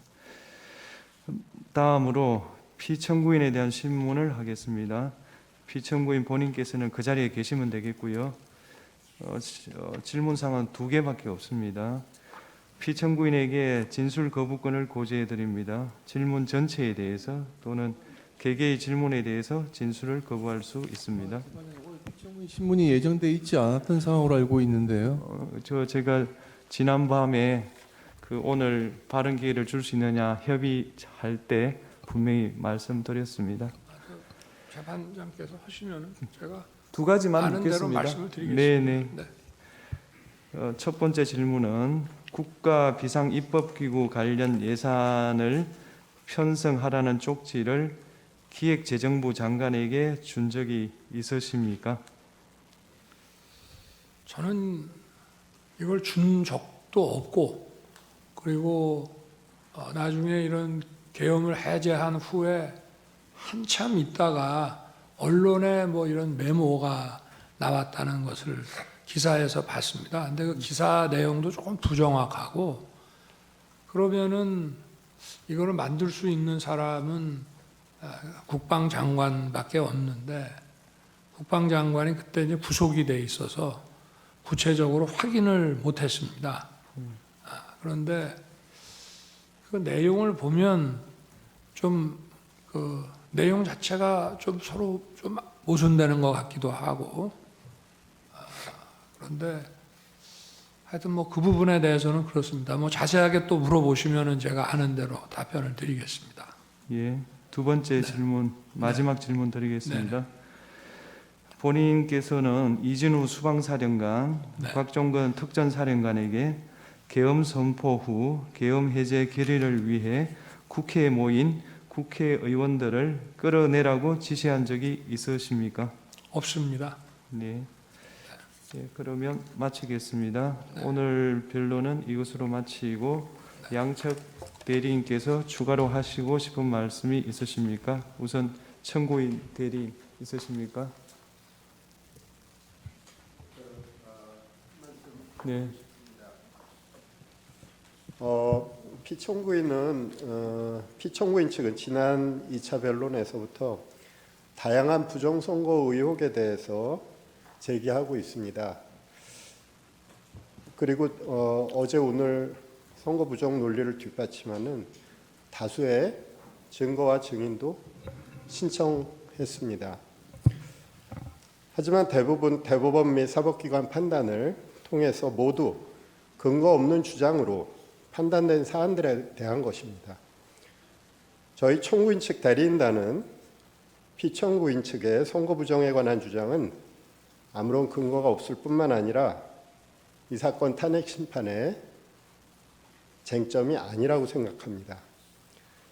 가사 선거 부정이 있다고 해도 피청구인이 비상계엄을 선포한 것, 병력을 동원해서 국회에 침입한 것 등 이 사건 소추 사유를 전혀 정당화시킬 수 없습니다. 선거 부정의 사유는 피청구인 스스로 발표한 계엄 선포 사유에도 등장하지 않았습니다. 계엄 선포 도발에 실패한 이후에 비로소 자신의 행위를 정당화하기 위해서 그런 사유로 등장한 것입니다. 사실 선거 부정을 저지를 수 있는 가장 큰 위험을 가지고 있는 존재는 선거관리위원회가 아닙니다. 그보다 더욱 큰 힘을 가지고 있는 기관, 행정부이며 국가정보기관이며 이들을 지휘하는 대통령입니다. 중앙선거관리위원회를 독립된 헌법기관으로 만든 것은 대통령과 행정부 그리고 정보기관으로부터 선거관리의 독립성을 보장하기 위한 취지였습니다. 지금의 상황은 오히려 선거 부정의 위험이 더욱 더 큰 기관이 선거 부정을 막고 방어하는 기관에게 선거 부정을 저질렀다고 비난하는 형국입니다. 이 사건 탄핵 심판은 수많은 국민들이 듣고 바라보고 있습니다. 그래서 피청구인 측의 기이한 부정선거 주장을 그대로 방치하기는 어렵습니다. 국민들에게 미치는 해로운 영향 때문입니다. 선거 공정성은 우리 민주주의의 생명이며 핵심입니다. 그것을 함부로 쓰레기통 속에 구겨 넣는 주장을 방치한다면 우리 민주주의도 어느 순간 같은 운명에 처할 수밖에 없습니다. 우리 대한민국의 민주주의 헌정 질서를 보호할 필요가 있는 것입니다. 사람이 가득 찬 극장 안에서 불이야라고 소리치면 수많은 사람을 해칠 수 있습니다. 현재 대한민국의 국가적 혼란 속에서 선거 부정의 음모론은 우리 공동체 자체를 파괴할 수 있습니다. 최근 서울 서부지방법원에서 발생한 폭도들의 만행은 이와 유사한 무책임한 주장들이 초래한 결과라고 할 것입니다. 존경하는 재판장님, 재판관님, 선거 부정론은 사법부와 검찰의 판단까지도 믿지 못하며 객관성이 없는 무리한 의혹을 제기하는 집단의 일방적 주장입니다. 이 사건 탄핵 심판의 쟁점이 아닐 뿐만 아니라 탄핵 심판 이후 오랫동안 대한민국 민주주의를 해칠 수 있는 무책임한 주장입니다. 더 이상 선거 부정의 의혹 제기 그리고 그와 관련한 증거 신청은 적절하게 제한해 주실 것을 요청드립니다. 이상입니다. 예, 피청구인 하시고 싶은 말씀. 재판장님, 저희 청구인 증인 신문 방식에 대해서 말씀. 네. 다음 기일부터 이제 관련자들 증인 신문이 이루어질 텐데 김영현 증인은 뭐 변론으로 하더라도 나머지 증인들의 경우에는 피청구인이 군통수권자 지위에 있으면서 선언했던 이 계엄 선포 당시에 피청구인으로부터 여러 국회, 특히 국회 계엄 해제 요구 의결을 방해하기 위해서, 저지하기 위해서 구체적인 지시를 받았던 사람들이 여러 사람 있습니다. 이런 사람들이 증인을 하게 될 텐데 피청구인이 앞으로도 이제 심판정에 출석을 하게 되면 그 면전 상태에서는 사실대로 진술하기가 좀 어렵지 않을까 걱정이 됩니다. 그런 점을 고려하셔서 피청구인을 퇴정한 상태에서 신문이 이루어지게 해주시거나 그것이 어렵다면 적어도 피청구인과 증인이 직접 눈을 마주치지 않을 수 있도록 가림막 같은 걸 설치한 상태에서 증인 신문이 이루어질 수 있도록 해주시기 바랍니다. 예, 재판부 평의를 거치겠습니다. 피청구인 측 하시고 싶은 말씀 있으십니까? 탄핵 이 재판이라는 게 형사 소송 절차 준해서 하는 것이고 또 제가 지금 직무 정지된 상태이기 때문에 어떤 영향력도 행사할 수 없습니다. 그리고 이 사건 내용을 제일 잘 아는 사람은 바로 피청구인인 대통령 저 자신입니다. 그래서 그런 주장은 좀 이해가 좀 안 되고요. 아까도 이런 부정선거 의혹이 음모론이라고 하시고 계엄을 정당화하기 위한 거라고 사후에 만든 논리라고 하셨는데 이미 계엄을 선포하기 전에 이런 여러 가지 그 어떤 선거의 공정성에 대한 그 신뢰에 좀 의문이 드는 것들이 많이 있었고 또 2023년 10월 국정원의 그 선관위 그 전산 장비의 아주 극히 일부를 점검한 결과 문제가 많이 있었기 때문에 부정 선거 자체를 색출하라는 것이 아니라 선관위의 전산 시스템을 전반적으로 스크린할 수 있으면은 해봐라. 어떤 장비들이 있고 어떤 시스템에 의해서 가동이 되는지 그런 것이기 때문에 저희가 무슨 선거가 전부 부정이어서 믿을 수 없다 하는 그런 음모론을 제기하는 것이 아니라 팩트를 확인하자는 그런 차원이었다는 점을 이해해 주시기 바랍니다. 네. 네, 말씀 잘 들었습니다. 더 하시고 싶은 이야기는 없으시죠? 예, 그러면 제3 재판님 하나만 좀 추가해야 되겠습니다. 네. 지금 아까 우리 청구인께서 그 대통령 그 당시 집권 여당이 대통령 하에서 치러진 우리 지금 피청구인이 대통령이 지휘해서 치러진 선거에 대해서 부정이 뭐 없고 책임은 이쪽에 대통령이 있다고 말씀하셨는데 조만간 이번 취임한 트럼프 대통령이 2020년 미국 대통령 선거가 그 당시 트럼프가 재임 기간 중인데 그때의 선거 부정에 대해서 조만간 미국에서도 미국 스스로의 어떤 조사 결과가 나올 겁니다. 그러니까 그게 꼭 대통령이라고 해서 독립적인 선거가 이루어지고 있는 선거관리기구에 대해서 모든 걸 다 통제하는 건 아니기 때문에 어떤 문제점은 발생할 수 있고 국민들은 거기에 대해서 많은 의구심이 있고 지난 4년간 이런 것들에 의혹이 제기되고 있고 더군다나 국정원 보안 서버 점검 결과 문제가 있다고 했기 때문에 대통령으로서는 그 문제를 점검을 하고자 하는 것일 뿐이지 저희 이 피청구인 대통령께서 선거 부정이 있었다고 단정해서 하는 것은 아니라고 하는 것을 다시 한번 말씀을 드리고, 그리고 계엄 선포 이후에 이루어진 과정에 비춰 보면은 사후에 그 어떤 변명을 추가하는 것이 아니고 국정의 안정을 위해서 그 선포할 때부터 대통령께서 점검하고자 하셨던 항목임을 다시 한번 말씀을 드립니다. 절차에 대해서 조금 말씀드리고 싶습니다. 네. 그 저희가 오늘은 피청구인 측은 그 을 1호증부터 5호증 내지 8호증 정도까지밖에 서중요지 진술을 하지 못했는데 지금 제출은 저희가 92호증까지 이렇게 많이 추가 제출되었습니다. 그 부분 그 증거 조사에 대해서 일정을 언제 할 수 있는지 조금 내일 체부에 대해서 저 증거 인부에 대해서 의견서를 내시면 모레 평일을 할 수가 없어서 지금 제 생각으로는 일부는 1월 23일, 대부분은 2월 3일 날 체부를 결정할 것 같습니다. 체부입니까? 아니면 조사입니까? 왜 체부 그러니까 채택이 되면 바로 그날 조사하니까요. 예. 같은 날이라고 보시면 되겠습니다. 이상으로 예. 청구인 측에서 그 보여준 그 영상에 대해서 예. 제가 그냥 짧게 한 말씀만 예, 이해를 돕는 차원에서 하십시오. 잘 봤습니다. 그런데 아까 그 군인들이 그 저 본청사에 진입을 했는데 저 직원들이 좀 저항을 하니까 스스로 이렇게 나오지 않습니까? 얼마든지 더 들어갈 수 있는데도 저게 이 점을 좀 국회의 의결을 방해했다는 얘기를 자꾸 그 소추인 측에서 또 지금 민주당에서 하고 있는데 저는 그런 말씀을 하나 드리고 싶습니다.